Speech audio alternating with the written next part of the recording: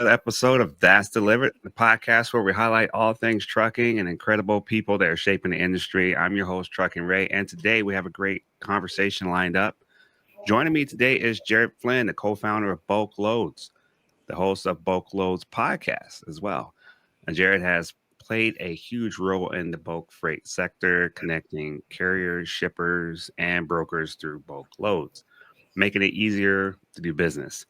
Not only does he have the industry inside and out, but he also has built a strong trucking community. So we're going to talk about his journey, the bulk freight industry, and some of the great stories on the road, and of course, his podcast.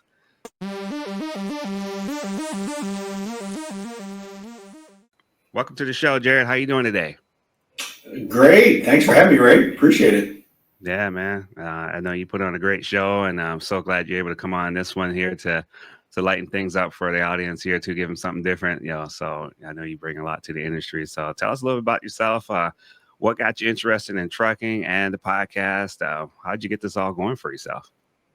Yeah, well, I'll just kind of share my story. I think most people love to hear stories more than preaching and everything else. But my story, grew up in a small farming community in eastern Missouri, and I grew up on a 240-acre farm. So grew up around machinery, tractors, heavy-duty equipment, since I was a kid. So knew how to operate that.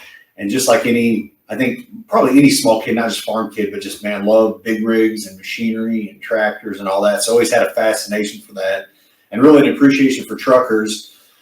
My journey was, I went to school in the University of Missouri, and then after that went to go work in the grain industry. And I was in a farming background, didn't dabble in grain until I started working with this company, but really realized how essential trucking was, but more importantly, really how fragmented trucking was. So I guess, before even working with this company, I'd see the big name companies going down the road, the Swifts, the Snyders, JB Hunts, and all that.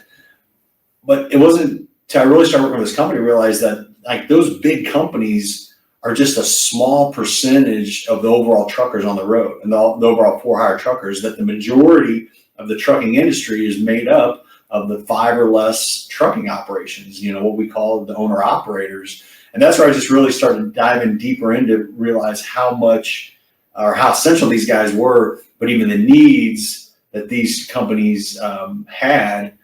So that's really kind of what led my journey to really kind of start Bulk Loads and kind of the series of companies that we've had since then. And I can dive into each one of those, but yeah, that's where I just really saw that, when I was working with this company, a lot of people, at that time in the early 2000s, the company I was working for, trucking was just a commodity. It's like, hey, find me a truck here, find me this. And like, it wasn't about building relationships and really getting to know these companies and the people you're doing business with. And I just got to thinking, like, man, these are companies that we rely on so heavily. Why not foster better relationships with them, find out the needs, lift them up, and have a business partner for life? Yeah, absolutely. I mean, the relationships we can build in this industry is monumental. I mean, it's going to not only just be good for you as an individual, but also for so many others as well.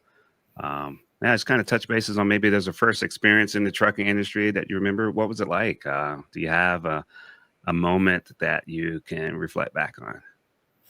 Yeah, well, so my first time, I still have a Class A CDL. I got my Class A during college. My summer jobs, I worked for a construction company that we had to move heavy machinery, so backhoes and dozers and stuff like that. So got my Class A CDL, and actually my first experience after I got my Class A, the boss of the company told me, he was like, hey, I need you to go pick up this backhoe, and it was 100 miles away. I'm like, okay. We get in the truck, and it was a little low boy flatbed, and I remember that day driving by myself. Across the state of Missouri to pick that up. So that was my very first real life reflection of trucking, actually going up there, going through the scale houses, witnessing all that, and just really understanding like the ins and outs of trucking. And, your audience are made of truckers, so I'm going to say this, but like, it's a lot more complicated than what the media and people think it is. It's not just driving up and down the highway, but the pre-trip, making sure your load's fastened, your gauges, your surroundings. I mean, you can just go through the list. But that was my first taste of it. But I say when I worked at this grain company, Bartlett Grain, that was my first glimpse of really the operational piece as far as making money. The company I worked with, it was a construction company that we were moving, equipment for that. Like working with a grain company was when I really realized, what it really takes to run a truck, the cost involved, the rates, figuring out the rates, what these guys have to have per mile, the deadhead, the evil word backhaul. I mean, just all those things that really go into trucking. And that's where I honestly, dude, I fell in love with it. I felt like nobody liked it. People didn't think it was sexy. So I was like, man, I'm going to make it sexy by really taking it and showcasing it a lot more than what it is. So, and I think over the last 15 years, obviously freight tech has gotten very involved. So trucking has become larger on the spotlight, I think just with more freight tech.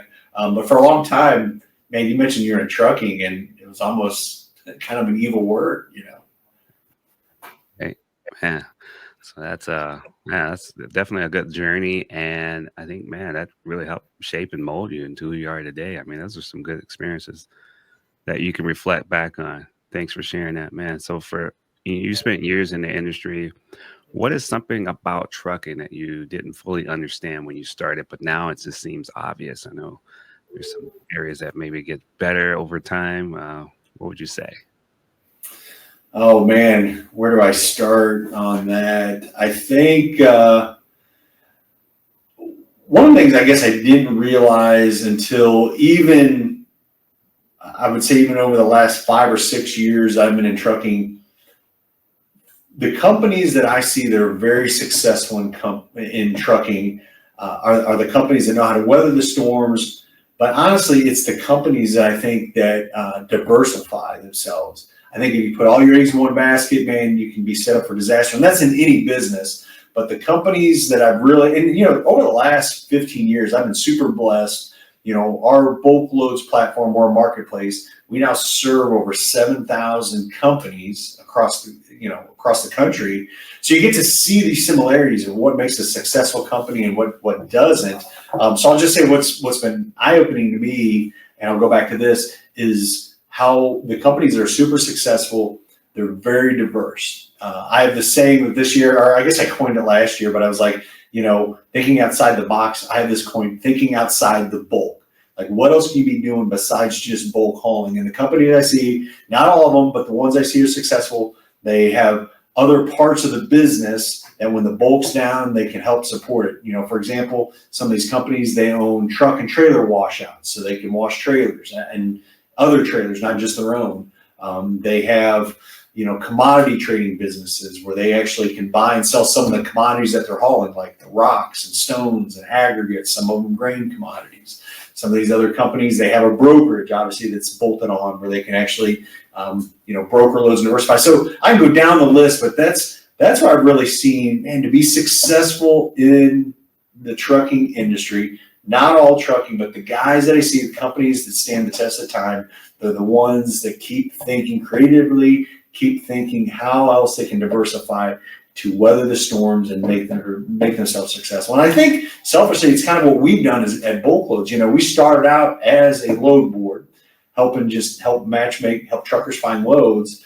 But today, 2025, we now run 6 different business units. We're not just doing load board, but we also do factoring. We also do insurance. We're also doing compliance and permitting. We have a TMS software. We're looking to get into financing, truck and trailer. So again, I don't say this because this isn't about, what else can we do to make money? It's like, hey, what else can we do to serve this industry and really diversify? We know that all these are pain points that a lot of our small businesses have. So why not figure out how to help them with those pain points? I really had this thought: if you know how to serve someone and serve them well and solve their pain, the rewards will come later. And we always have this like serve first, the financial gain or gains will come later.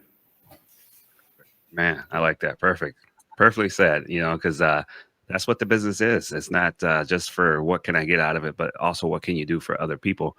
And that way they see that you're in it for the long haul. I mean, just saying that in itself means a lot. I mean, you can do a lot of things, but yeah, end up doing a lot of harm. So when you put forth that good service, goes a long ways, man. you know that firsthand. So, man, so thinking that you're looking at the industry and all those lessons you've learned throughout your career, have there been any mentors or people that have helped influence you along the way, along your journey? Yeah, there's been several, and I've mentioned these pretty recently, but I'll start back at the beginning and I'll kind of briefly touch on these. But I never acknowledged it until later on in life, but how much of my dad was a mentor of mine. Growing up on the farm, a lot of kids don't get to witness this, but man, I got to work right beside my dad on the farm. So I got to see his behavior, how he worked, his hard work ethic. We worked out at a sawmill. So, it was running, rolling logs and making pallets and railroad ties. But I got to see how he worked and how he conducted business with employees, the people we hired, how he conducted business with the customers. And I look back, it's like, a lot of kids today really don't get a taste of that from their father, seeing that. So huge role model of mine, my dad, always had a sense of humor with work. We knew that farm work was gut-wrenchingly hard and tough, but he always made it fun in weird ways. So it was always, I think today I like to think a little bit of a comedian. My wife doesn't think so, but yeah, my dad was one of the first big mentors of mine. In school, I was an FFA. I had an ag teacher that was a big mentor of mine. He's the one that really gave me the push to further my education, which I want to be here today. And so I owe a lot of credit to him to really leaving small town America and going to get my college degree.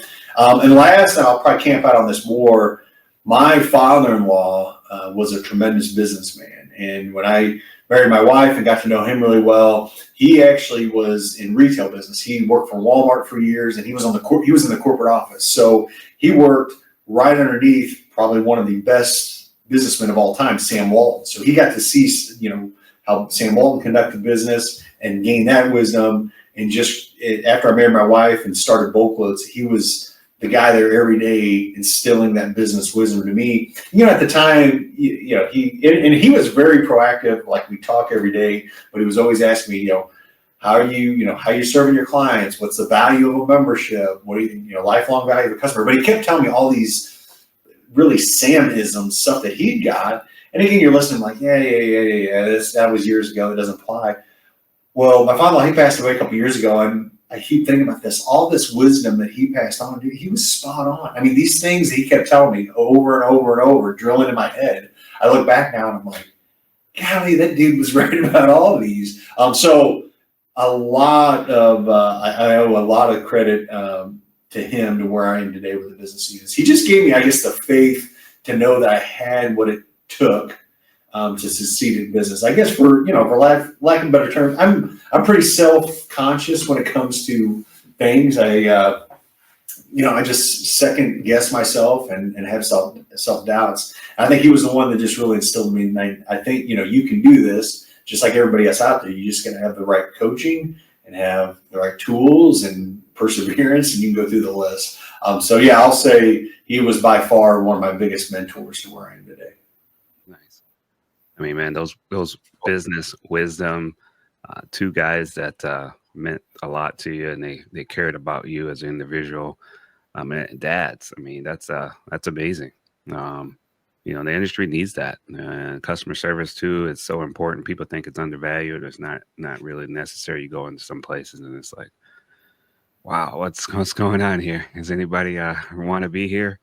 So, man, seeing that come through in you, that's going to be great for your job, for your career, for your family, for the whole circle of people that are around you, supporting you. So, man, I champion you. Keep going. Keep doing it. Yeah.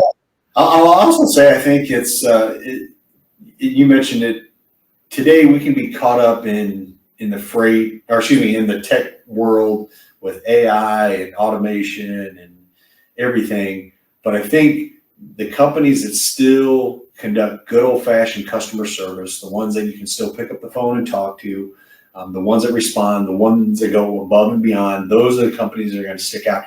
You don't have to have the best product out there, the best service out there, but if people know they can pick up the phone and talk to you, or they know that you have their best interests, I think, man, by far you will stand this test of time. I think just it's overlooked. Too many people think that you got to have whatever the greatest, latest, shiniest, futuristic, ease app, blah, blah, blah. And again, all that stuff is good and all those can help support it. But dude, people have to know your heart and people have to know where you stand, what your goal really is. And people can see through if they're getting taken advantage of, if you're using them just as a transaction, or if you're really genuinely helping them because you have their best interests for them. Yeah. If you're not doing that today, you can learn it and pick it up and make those changes. So, man, keep spreading that good message. That's great. Yeah, I'm gonna say one more thing, Ray, and I don't mean to keep cutting you off. Like Nice. This is what I thought about just this last week. I think it's easier than what people think it is. They're always thinking, well, how can I do this and that? It really small. It starts with small gestures, man. You're at the truck stop, open the door for someone, dude. Again, I know that everybody's on a budget and you got to watch, dude. Buy the dude, whoever's behind you in line, just buy their line or buy whatever they got. Like it's just those small things that build up, and you don't realize those little seeds you plant, the positive impact that you will have on others out there. But again, I think we overlook it. We think it's like, well, I got to have some big presentation or I got to create this strategy. It's like, no, dude, it's just those simple little things. Just like, dude, what are you going to do today to help somebody out, out there, wherever you are in the world, whether you're out there in the truck, whether you're in an office, whether you're at home, there's just little things you can do, those simple acts of kindness that I guarantee will pay dividends in the future. Yeah, that's a lot of reason why I started the podcast. You can help so many people. Just small acts of kindness and being genuine, not being fake, just being true to who you are. So, man, I like that, man. Keep going. Yeah, that's awesome. So I'm going to switch over to the story of bulk loads. And there's so much to go there. I mean, you got to create that thing and you got to market it, like marketing, letting people know that it's out there. Some people just don't even know it's there. I mean, that's a huge part too. So what led you to create bulk loads? Yeah. So as I said earlier, I was working for this grain company, Bartlett Grain, started there in 2005. And in 2008, this little device that we all carry in our pockets called the smartphone came out. The iPhone came out in 2008. And again, it wasn't like snap your fingers and all these apps came out, but you could just start to see that the internet and smartphones were going to revolutionize a lot of processes. And it was early on that we saw that, hey, we know that apps and text messaging and all that can play a critical role in helping truckers find loads. And that's really where the brainchild with bulk loads was. And I have another co-founder, Matt Flynn, that helped. But yeah, we started it in 2011 to be a marketplace where truckers could find loads. And it's like you could spend and even back then, you could spend all day long trying to call this broker or this shipper, whatever, and find loads, or you can get on one marketplace and kind of pick and choose. And as you keep going, you can create a marketplace where you can kind of set your parameters, set your load alerts where you're looking for, and really let the work come to you. I've always just thought, man, how can you keep automating these processes where truckers don't have to spend endless hours making phone calls, searching where these loads can come to them? And that's really what started bulk loads from the very beginning. Myself and Matt, 2011, started in my basement. Matt was kind of the creator, the visual architect of it. I brought kind of the knowledge and industry to it. And yeah, that's really kind of how it pioneered. Yeah, that's awesome. Great work. What was the earlier process like for building bulk loads? What was some of the biggest struggles that you had to, or challenges you had to do to get it off the ground? Yeah, so we weren't the only service out there. There were other competitors of ours in the space, and some that were even in the space longer than us. So one of our biggest challenges was really getting out there in front of people and having another platform for them to use. The problem we had was, at that time, we're in a kind of a niche industry. Well, a lot of people didn't want to change. There was no need for them to switch over to us and use others. So for us, it was really, for me, from the sales and marketing side, it was getting on the phone, calling trucking companies every day, calling shipping companies, calling brokerages.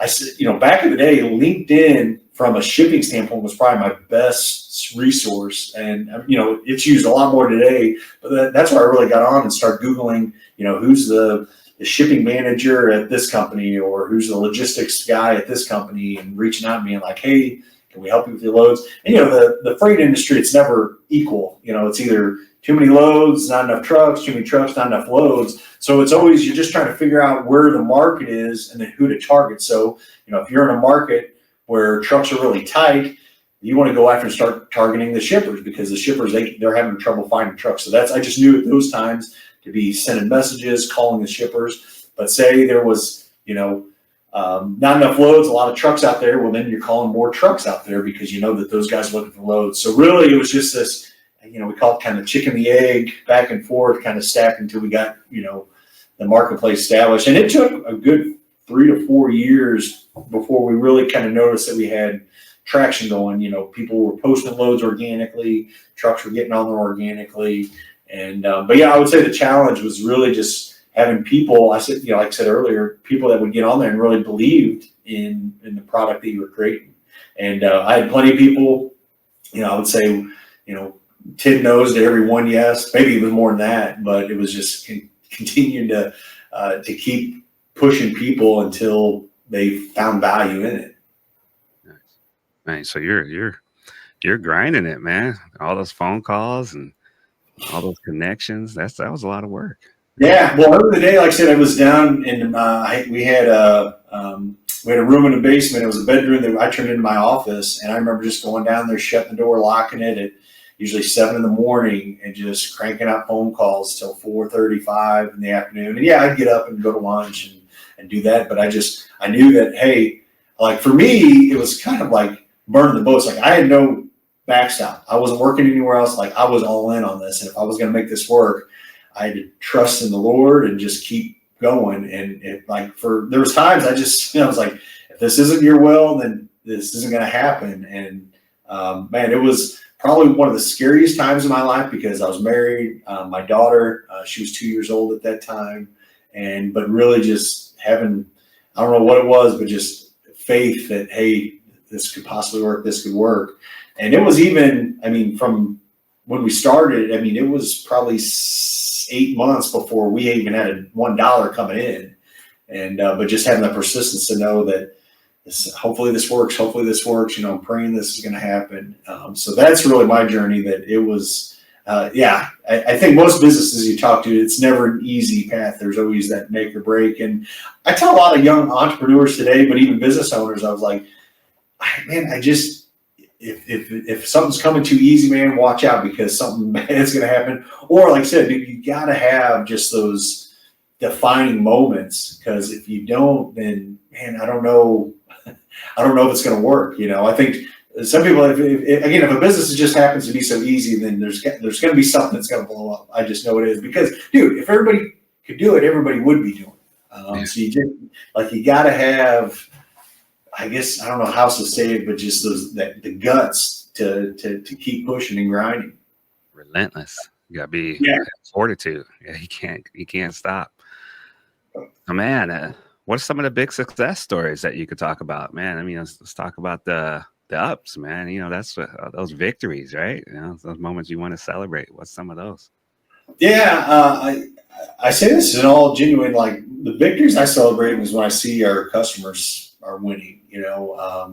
When we get to go see companies that started off with one truck 10 years ago, and you go visit that company today, they got 60 trucks. That's a success story, and that's where, and again, we like to say that we help play a small role in that, whether it was helping that company find loads, whether it was insuring that company, whether it was helping that company get positive cash flow through our factoring business. So those are the successes that I've seen.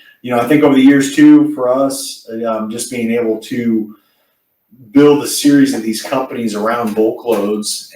We now employ, I think, over 70 employees full time. So that's another success that we have, that we get to, and we consider it a big responsibility that, hey, we know that we're responsible for helping 70 employees feed their families, feed their children, support their families. So those are big roles. So yeah, I look at the success at that, looking at, our employees, that are out there, that the jobs that we got to create through the freight industry, but then all those customers out there that we get to serve. It warms my heart anytime I see someone, with success. I'll say equally though, as we record this recording, we know the freight market's been pretty challenging. And I say equally, there's been companies that I've known that have been in business for years that have gone out of business. And I honestly say it's just equally painful to see that. It breaks my heart when you see a company that, for whatever reason, went out because of, the current marketplace. Yeah, it's definitely been a long road. We hope that it's going to get better.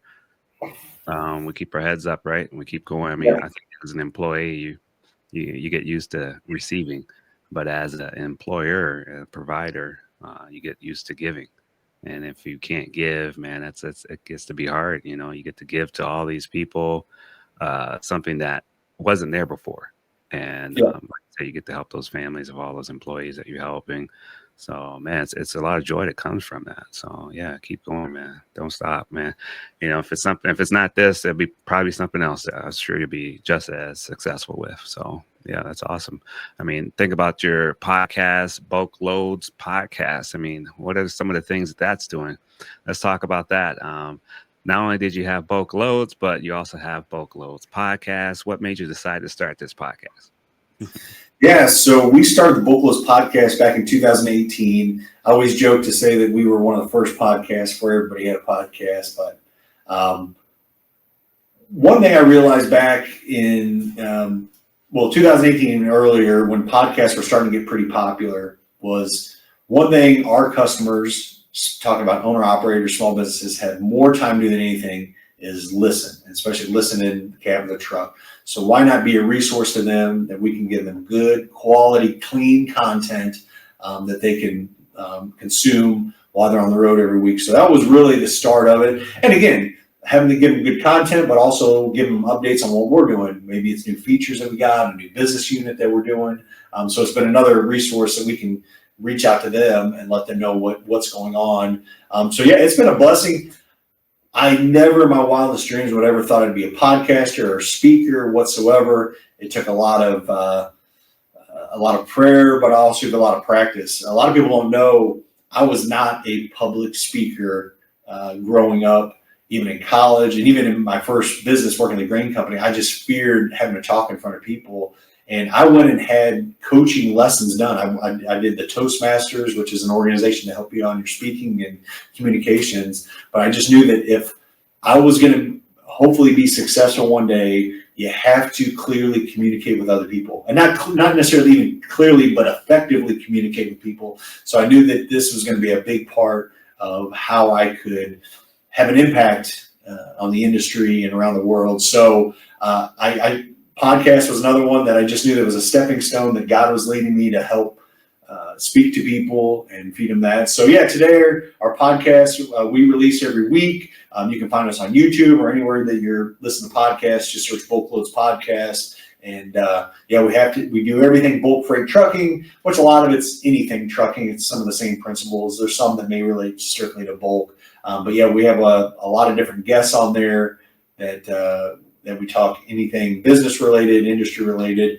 One thing too, we really encourage your listeners, check out our YouTube channel, Bulk Loads. We do a lot of, we call it featured videos. So we go out and do recordings of trucking companies in our industry. So, last year we did a video out in Idaho.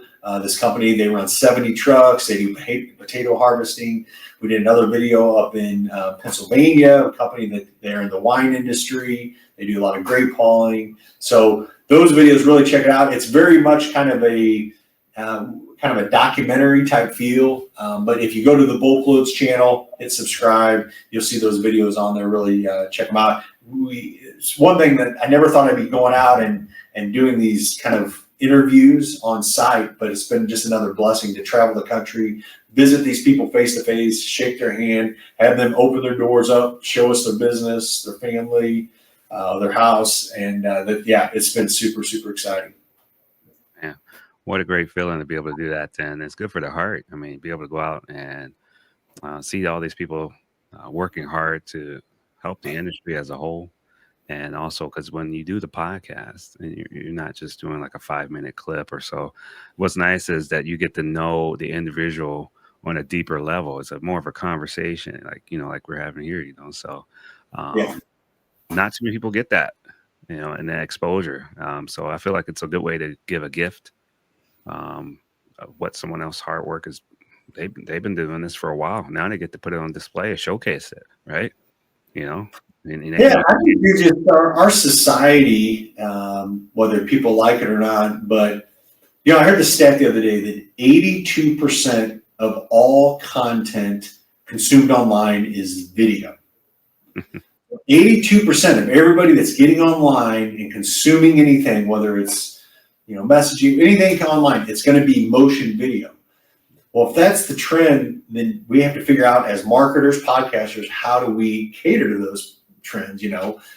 So again, not saying that audio's dead and you can't do this and that, but like if you want to get in front of people and impact people, you got to be following where people are consuming that content. So that's led us to really, another part of why we're doing these on-site videos and visits and stuff like that, because we know that we can impact and hit the people that we want to hit through those videos. Perfect. Keep up the great work, man. So did you expect it to be this popular when you first got started? What was your favorite episode or anything like that you can reflect on? Oh man, that's going to require some thoughts. The episodes, there's been some that I've done, it's always just those little unexpected, whether somebody says something or a blooper. So, there's been some where I can remember where, there's just been something that's gotten in the way, kids come in the room or, just, some kind of noise or something like that. But I don't even think on that one, Ray, that anyone's, the ones that I probably enjoy the most are really where it's business owners just kind of sharing their story. I think those are ones probably that resound more because people don't want to hear someone, again, I said earlier in the show, somebody sitting there just preaching on why they should do this or that. People want to hear how they did that or what their journey's been. And, people want to be able to listen and relate to that. So those are the episodes that I probably really enjoy. Nice. Yeah. I like those as well. It's almost like when we got a taste of bloopers, when movies would come out, we'd be like, man, look, I didn't know they had that happen. And they took that out of the movie and they gave it to us as a little end gift at the end of the movie. You're like, man, I like that. So like podcasting, it's almost like a continuous window into something that you probably would never see before. So, and if there's bloopers that go with it too, and you get some laughs, I mean, that's great. Yeah, well, I think that's why people like podcasts because they know that it's real and raw and it's not edited and it's authentic. So there's a reason why the podcast space is blown up because as I think consumers out there and people are tired of, I would just say, some of the established type ways that they consumed information, and they want to listen to people that are just like them, that relate like them. And I think that's why, again, a lot of these podcasts, especially on YouTube, have really blown up because people say that, hey, this person is just like me out there, And you could just type in their name and you get the rundown of, it's not like you got to listen to it for a long time and find that little piece within a news clip. You get that whole section set aside just for, type in bulk loads. There it is. It's so easy to get that content. So, man, also wanted to ask, if you had any, some of your guests, or different parts of the industry, who's been the most entertaining? Maybe a little eye opener to that for they can look up and type that in. One of your interviews or your guests. What's been the one of your favorites? There was a professor that wrote a book on trucking. It was about kind of deregulation and how it ruined the industry. And it was a professor, he was somewhere up north. And I remember I had him on the podcast and him talking about the industry. But it was just his mannerisms and, again, the way he acted, it was very entertaining. I felt like it was almost like a movie, the way he was talking throughout the episode. And I'd have to think that would have been oh man, it would have been during COVID when that one was, because it was all video. But yeah, that one, I remember that one out of the most because he was very, I guess just too, he really broke down trucking from the very beginning, talking about like the first trucking was horses and carriages moving, products and lumber, and then how that evolved into the first trucks and then the next and the next, and the ICC. So there's just a lot about, there's so many people don't realize how trucking, it doesn't go, I mean, yeah, it goes back over 100 years, but you really break it down to where we are today. It's really fascinating, actually.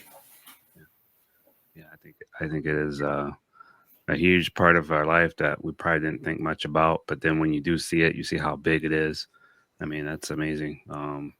Yeah, awesome. You got that. You ever think you have trouble getting guests or interviews or topics to talk about? Because it gets a little challenging over the span of time that you've been doing podcasts. How have Yeah, you well, yeah, we release one every week, and there's sometimes that we have to kind of start brainstorming and guess, and sometimes sometimes we've had 8 recordings ahead of time, and it just seems like it naturally comes, the guest stack in. I think for us as we continue to go down the podcasting role, it's again looking at, I hate to say trends, but what people are wanting and giving them more of that. And we do realize, as much as I love in-studio podcasts, we either got to get more guests in the studio for us, I think, to have a bigger impact, or go out and visit those guests at wherever they are too. So I think that's for us.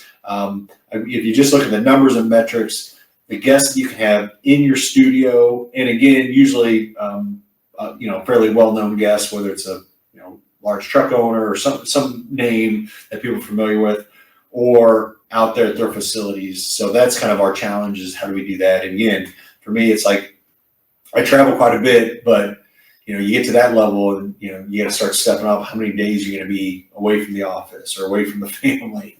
And it's just kind of doing that balancing act. I mean, as we're recording this, we're looking at, actually tomorrow driving an hour south to do a podcast, actually at a facility of one of our customers. But again, we're just we're always kind of testing the waters, seeing what works, what doesn't work, kind of throwing this out there. Did this work? Do we need to do more than that? I think that's what makes this kind of fun too. Like, what shows do you see that get a lot of views versus ones that get barely any? So. right? It's like sometimes it doesn't make any sense. One idea that I always thought about is, and I give it away too, because I think there's so much that can go around. You can share this. I mean, everybody, it's not like you got to hoard your ideas. You can share them. The podcast industry, we can help each other out. But I was thinking, like a mobile, like a trailer that's attached to a truck, and you just drive around and go to different countries. I mean, not countries, cities, and Yeah. you those local businesses and champion them. I mean, man, that'd be a mobile podcast. That'd be amazing. I mean, like you said, you're flying around. I just got back from Florida too, the Florida Truck Show. So, man, you meet a lot of interesting people, and a lot of people that have invented things to make the industry better that just haven't got out there and haven't got traction yet. So that's huge. Well, I think you're onto something, Ray, man. Just a mobile podcast studio would actually be pretty cool. You go to these truck shows and you can walk right into the trailer, and they have everything on display. They got the couch in there. I'm like, hey, all you need is just a nice sounding board and everything. It's like, wow. I like it. Yeah, somebody will do it. So any advice you would give someone who wants to start their own trucking podcast or just a podcast in general? That's one thing I like to do is promote podcasting, because of, hey, we can do it. Freedom of speech, we have it right now. And they say that even though there's so many people that have a podcast, not all are active. So it's always a growing industry. What would you say to those that want to get started, maybe a little hesitant? Number one, the advice that I got when I started is the same advice that I'll give to others out there that want to start. If you think about starting a podcast, you have to be consistent.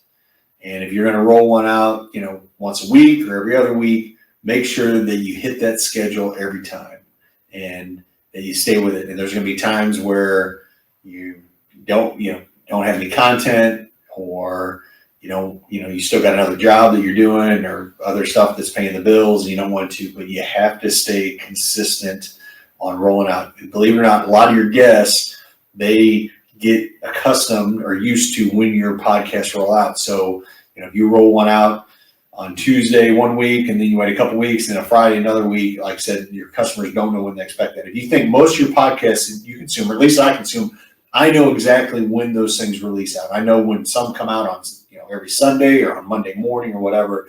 So just be consistent on that.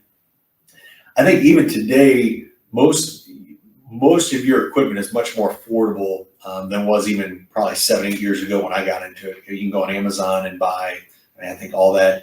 But do invest in good equipment, read the reviews, make sure, because nothing's worse when somebody's watching or listening to a podcast or show and the quality's not there. And so I think that's another thing too. For a couple $100 more or whatnot, you can have a very high quality sound podcast. I think last but not least, like if you have a podcast idea, run it by, but make sure, find something that's going to separate your podcast different than others. Like we knew that we were going to do a trucking podcast, but even as I speak today, I don't think any other podcast does one on bulk loads, which is our industry. So try to find that podcast that's a little bit different, tailored a little bit different than others. I've been shocked too, Ray, like some of the podcasts I've listened to, or some of the feedback we've got over the years on podcasts, we always used to keep our podcast. I always, for some reason, always thought 30 minutes. And I guess some of the podcasts I'd listened to or shows were always kind of in a 30-minute segment. So I thought we did. To my surprise, more of our guests said that they wanted longer podcasts. I was always like, really? They actually wanted it to go longer? And me personally, I like shorter podcasts. I like the ones that I can consume on my way to work or within a drive somewhere. I don't want something where I got to kind of take bite sizes. But figure out what your audience wants. Test your audience and see, what they do. Obviously, there's different places you can post podcasts. YouTube obviously is growing more and more. I think if you're going to be doing a podcast, I think video, I wouldn't say it's a must, but highly recommended. People now are used to watching the host and guest on the show. So really encourage you to make sure that you use high quality video and make that. But yeah, I can go down the list, but yeah, I think just be consistent more than anything. If you're going to do it, have a goal that I'm going to do this, at least for a year or whatever it is, make a pretty long-term goal and hit that one just to make sure, but don't start it and then you record some weeks and someone, make sure you're consistent. Your guests will know that. Man, I love it. Keep it up, bro. Man, how'd you get started with the background there, man? That's did you have some? Yeah. So we some guys in our office, some of our sales guys, our marketing guy, they were actually in Idaho 2 years ago, and they visited one of our customers, which we went back and I did a video with them, but they had the back skin of a bulk trailer like this in their office. Like you walk in, turn to the right, it's right there all lit up. And we were looking at that like, man, what a great idea for a backdrop. So we contacted, there's 5 or 6 kind of hopper trailer manufacturers out there. So reach out to all of them. This one was made by Cornhusker, which great company. They just they offered to make this for us and shipped it down. So yeah, we just thought, again, we're all about experimenting, and I think for us, it's like, what can we do to keep building up the show? What's going to catch people's attention? What's going to separate our show, make it a little bit different? So yeah, we thought this was. We have a saying here, dude. Is this a 2x move or 10x move? If it's 2x, that's really not going to make a difference. But if this is a 10x move, this is a game changer. That's what we want to go for. So a lot of times when we're looking at making decisions and ideas, we're like, hey, is that a 2x move or 10x? If it's 2x, let's not waste your time. If it's a 10x move, let's go for it. Time is important, and how you spend it is. That shows the value of what it is. 10x, man. All right, yeah. I like it. So stories from the road. Have you seen since you've been out in the industry? What's the best story that you want to share that maybe held while you're out there? Maybe there's a moment that really stuck with you, whether it was a crazy haul or unexpected encounter, maybe just a great experience. Probably the most unexpected one and one of the hardest ones when I was working for the grain company back in the 2000s. I was on the phone with a trucker and and he was going down the road and all of a sudden he's like, "Oh my gosh, I just saw a motorcyclist get run over by a semi." And I was like, "What the heck? Are you serious?" And he's like, "Oh my gosh, I got to get off the phone." I was like, "Yeah, by all means." But I was on the phone, and it wasn't his truck, but I don't know if it was the one in front of him or somewhere. But he witnessed a motorcyclist getting run over by a semi truck, and that one just always stood out to be like, "Oh my gosh!" Because again, you think when you're in this industry, how many people, and back then, how many hundreds of guys I was talking to every single day. Most of those guys, they're driving down the road. I mean, they're all legal, got a headset on or whatever, and talking to them. And that was just one that stood out where I remembered that. I mean, while I was on the phone, that happening. So that one just, yeah, always kind of, I still, I wasn't there, couldn't imagine, but like it's still like I just had visuals in my mind and what that would have been like. Right. So that's probably the worst one that I've kind of witnessed on there. But again, over the years, and dude, when you're dealing with thousands, if not millions, of tonnages of grain commodities, like I said, we've had to deal with trucks that have went off the road, rolled over, accidents, and all that, and those just are always tough stories. I tell you again, it pains me, man, when I hear of a trucking accident for a number of reasons because. Just I know the financial burden. I mean, I know the accidents and lives that could be lost and all of that, but also on the trucker side, some of these where, man, that could be something that knocks them out of business. Truck goes down for a while. And those are the ones that I hate. I know it's just tough ones that when you hear out there in the industry, and especially right now, times are challenging. Man, when a truck goes down, especially a small owner operator, that guy, he's down, so revenue's not coming in the door. Plus, he's got bills on that thing, and that's why I'm just like some of these guys when this happens, like how long it's going to take them to catch up before they're even caught up or back to where they're running in the positive, being down. So those are ones that just are challenging, and I really do. I mean, it's always our goal to try to figure out how we can help those guys and limit those losses, those mistakes, those financial burdens through the process. Yeah, most definitely. I've talked with some drivers and wrong way drivers. Man, it's a lot of things that make you say, "Wow, well, how do they do it every day?" So, and I drive myself at night. You know, that's my main way of driving is at night. So yeah, you just never know what you're gonna see at night when you go out there on that road, man. So yeah, Yeah. that's a bad one. The motorcycles are always a bad one if you see those and you see the sheet being put on them. Yeah, that's it's just not good. Yeah. So needless to say, I don't have a motorcycle. I always want one though. I'll say this too. I guess I was shocked when we got into when we started our insurance agency part of the business, and again, your quoting business and all that. I guess I was surprised the amount of companies, especially that have been in business for, let's just say 15, 20 years. I was surprised the amount of companies that experienced fatalities, where a truck was involved in fatality.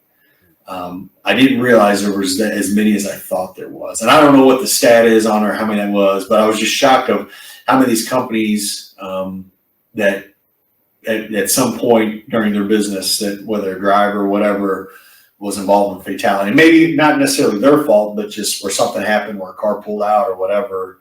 And again, 80,000 pound, going down the highway, a lot can happen, and those are tough ones. But yeah, it was just, it's crazy how much I heard of that I didn't think was really out there.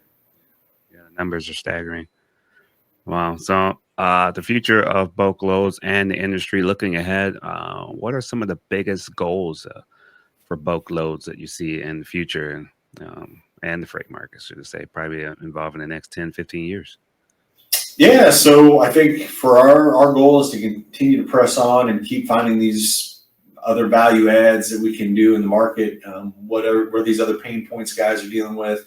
Like I said earlier on, we're looking how do we help even do truck finance or equipment financing, maybe leasing involved. Again, right now we're already handling, we're finding the loads, we're handling the insurance, we're handling the factoring, so we're helping cash flow. So we just see this as kind of another part where we can help these guys get financed and get their equipment on time. So that's another big one. I think too, how do we keep looking at technology and bringing that into our series of companies? I think intelligence is a big one. I'm not necessarily talking about AI, but like how do we help these companies really understand their numbers and prevent guys from going out of business. So, if there are ways that we can really help create platforms and technology where guys can punch in numbers. And I know there's Excel spreadsheets and other formulas out there, but how do we get these guys better benchmarking so they know exactly where they are, so they're not 3 months down the road out of business, not realizing that it was coming down the pike. That's what we're looking at too. Like data now, data is always crucial, but how do you help these guys with the data you got to give them good metrics and business making decisions so they know exactly where they're at? I love it. I love it. You think about when you first get married, you got good intentions and all that. You're so excited. And the same way with having a business, you get out, you got your business plan, and you have all these ideas and things you want to accomplish, and then all these hurdles start coming at you. And so, trying to keep them going, supporting them in the way that you can, man, that's great. We need more people that champion those business owners and keep them going because the failures that happen from them is catastrophic. I mean, the kids that are involved, families, spouses that they sometimes they dedicate their life to supporting roles. I mean, there's so many people that are affected by these people that are in business and trying their best to stay afloat. So yeah, big ups to you guys for doing that and thinking about that. That's huge. So keep going. Yeah. Well, the last thing I'll say too, like everything I've said, like none of this would happen without our amazing team of people. I'm an idea guy. I love new ideas and creating, but we have an amazing team of employees, some of the other partners in this organization that's allowed us to move forward. So I love seeing it move. I'm very so thankful. But yeah, we've owed a lot to our partners and employees that have been with us through the way, and they see our vision and the goal that we're doing. And again, we like to say around here at Bulk Loads, we hope nobody's here for a job, and we want people here to make a difference, have fun. We know it's going to be hard work, but really make an impact in this industry. And I think if that's our focus, again, our customers will be served to the best of our ability. You think about the footprint that you're able to leave behind. So not just trying to get paid, but you're also making a difference each and every day. So Yeah. nice. Very good. Technology is huge. You go to some of these truck shows and it gets exciting and see all the new things. But do you think it ever will be a point where we may need to put the brakes on technology or some of the things that we're doing that could possibly jeopardize the future of a lot of human equity? What do you think? Yeah. Oh, yeah. Absolutely. I think too. Again, we're a technology business, but I think at the end of the day, how do we make sure that we're still a business where it's people serving people at the end of the day? A couple of things you mentioned when we're talking about other podcasts. I had a guest on one time. This is just one of many examples, but we were talking about ELDs, and this company, they help prevent like cyber attacks or malware on these ELDs. But basically what this guy was saying is like, hey, some of these ELDs, they can get hacked into and shut the truck down going down the road. So I think that might be a case where we got to be careful with technology. If we're allowing so much to be involved, the computers and all that, to where, an 80,000 pound vehicle going down the road where some kind of hacker can go in and shut that truck down right on the freeway, that can be pretty dangerous and detrimental. So that's one small example of many. But yeah, I think we have to be careful with how we use technology and use it the right way. And again, I think time will tell. It's just like everything else, like this whole AI revolution. what's really going to transpire through that. But I say this too, as much as people want to critique and criticize technology, man, it's really helped advance us so much more than we could think. And for a lot of us, not all, but there's a lot of things we can do that we never were able to do. Truck drivers, for example, some of these guys now, or women, you can now FaceTime your spouse, kids, where you couldn't, years ago. So again, you're not physically present. I know that, but that's a big perk I think that technology's allowed, where you can be anywhere in the country and still talk to your kids in the morning. They can, you sit down and, literally have breakfast with them, across the country. So it goes back and forth. Yeah, we can't be afraid of it, but yeah, we have to respect it. And like I say, hey man, I wouldn't be able to have this podcast with you right now. So I mean, technology has come a long way. So 100%. I appreciate it. I'm thankful. So yeah, we just want to be respectful, and we want to make sure that we're there for each other, keep building each other up, elevating each other. I think it's going to be the big difference. So partnerships and developments at bulk loads that are particularly exciting. Anyone stands out for you? Any upcoming features or events in the future? Yeah, I'm glad you said that. So speaking of events, we started our own conference 3 years ago. So this April 16th through the 18th, we're going to have our third annual bulk freight conference. It'll be held right here. We're in Springfield. This year it's going to be held just south here in Branson, Missouri. It'll be 3 days. Awesome event. It's a bulk freight conference. Anybody can attend. So if you don't have to be in bulk to attend this. But we'll have shipping companies, brokerage companies, thousands of carriers there, a lot of different vendors. And again, this is a show that we put our, hearts and soul into. Over the last few years, we went and looked at other conferences and other truck shows. A lot of great ones out there. We've been to MATS, the I-80, Jamborees, different ones like that. All are awesome, all serve a special purpose. This year, though, we went all in on our own conference. We said, hey, we can go to these other conferences and meet people. Why not invest more in our own and bring people in and really give them, an exceptional experience, give them the Ritz-Carlton here in Branson. So that's really what we're doing. We're super excited about it. Last year we had, our first year we had 200. Last year we had 500. This year we're projecting over 1,000 people in attendance. We're super excited. Some of these people that went last year said by far the best trucking event they've ever been to in their whole career. And it just kind of shows how much we really put into this. It's not just bringing people together and feeding them and on their way, but we think, all the way through from the beginning to the end, every hour, what we're going to be doing, how we're going to be impacting the speakers that we're going to have, all the foods covered in this event.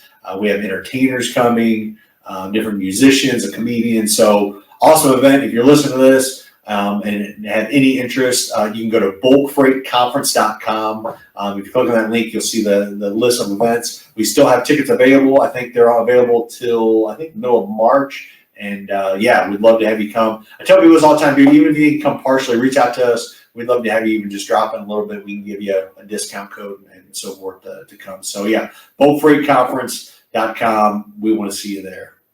Sweet, man. That's awesome, man. Putting your heart and soul in that and then getting to share it with people hosting it. That's a great event, man. Hey, congratulations for getting that started and keeping it going, man. So Thank you. great things with you guys. Your journey looks good, bro. Hey, man.